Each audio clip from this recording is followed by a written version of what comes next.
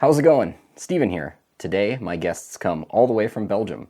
Westmala's Extra, Double, and Triple. First up, we have the Extra. This pale ale was introduced commercially in 2021, but its predecessor was born in the early 20th century as a table beer. It's known as a Potter's beer, or Enkel, made with Belgian pale and Pilsner malt, light candy sugar, Northern Brewer, Hersbrucker, and Styrian Goldings hops, yeast, and water. Alcohol content is 4.8%.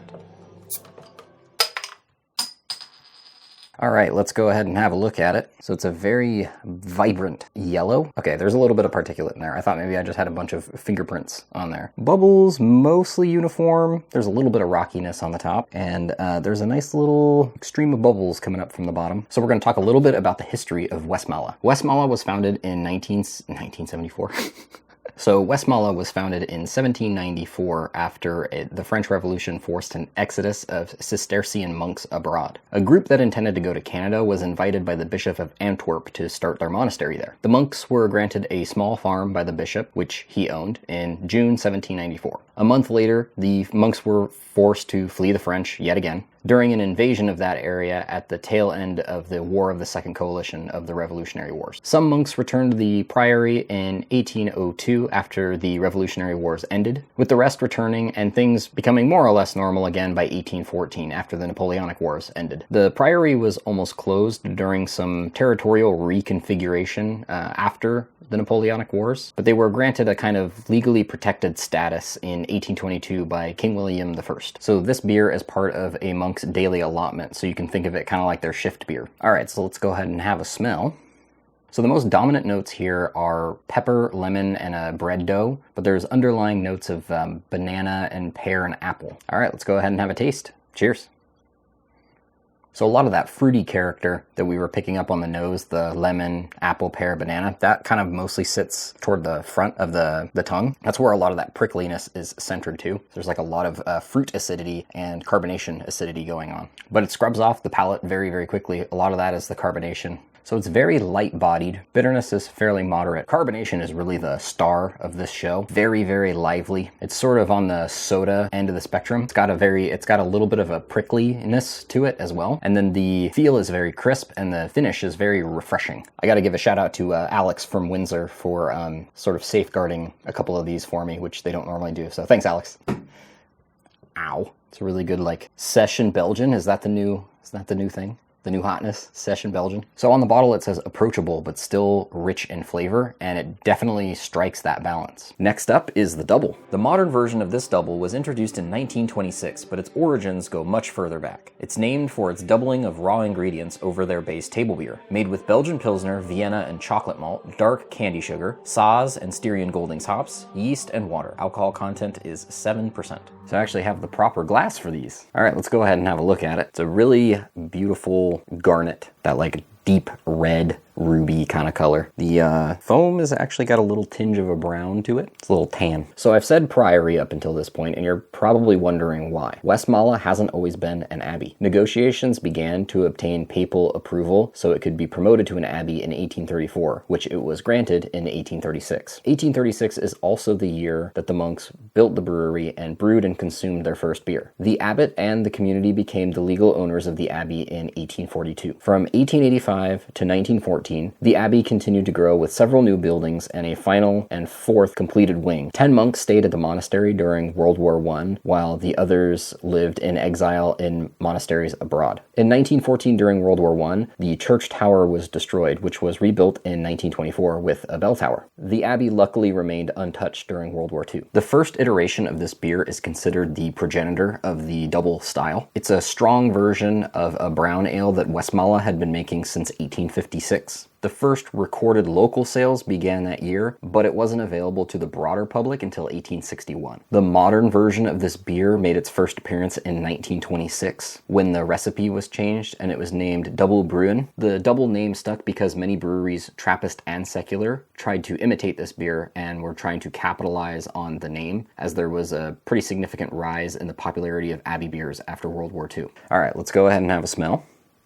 So right away, before I even finished pouring it, there's a very rich, like, raisin cherry character coming out of it. So the cherry and raisin and darker fruit character is kind of over top everything. And then there's a nice foundation of like a toasted bread and a little bit of a caramel toffee kind of thing going on with it. And then under all of that, there's more of that, there's that Belgian yeast character. It's got a little bit of that clove peppery, there's some apple, and there's a little bit of a banana as well. All right, let's go ahead and have a taste. Cheers. So the body is pretty medium on this. The bitterness is on the higher end of low to lower end of moderate. It's kind of skirting that line a little bit. And you have a very lively but kind of creamy carbonation going on with it. And the feel is very silky. And the finish is kind of dry. There's a little bit of like a pucker character to it. I think that's where that expression of fruitiness comes from. And there's a bit of a warming sensation as well. As you let this warm up a little bit, more of that chocolate and nutty aspect starts to come up. So mine's a little bit older, so the more fruity aspects of the beer are coming through a bit more. I've had fresher examples where that toasted bread and caramel aspect are above the cherry raisin, that kind of character. It's a beer that definitely develops depending on what part of its life that it's at. Last up, we have the Triple. The Triple was introduced in 1934 and it has remained unchanged since 1956. Like the Double, this is named due to an increased quantity of ingredients, in this case, triple the amount of their base table beer, made with Belgian Pilsner malt and light and dark candy sugar, Saaz, Hallertau Middelfrüh, and Styrian Goldings hops, yeast, and water. Alcohol content is 9.5%. So somehow I goofed on the first go around on this tasting, so I had to stitch together two different tastings of the same beer.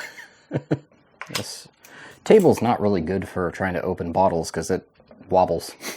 All right, let's go ahead and have a look at it. So this has almost the same color as the Extra does. Probably a little bit more golden, less like straw yellow, but it's got a much more yeasty appearance. We can't really see through it as well. It's a little hazier. There is some particulate, and I didn't really slosh this around. So, all right, while we're sitting with this and letting it warm up a little bit, let's talk a little bit more about the brewery. So according to annual production numbers of Trappist breweries, which are harder to get than you might think, Westmalle was the second largest in volume behind Chimay in 2018.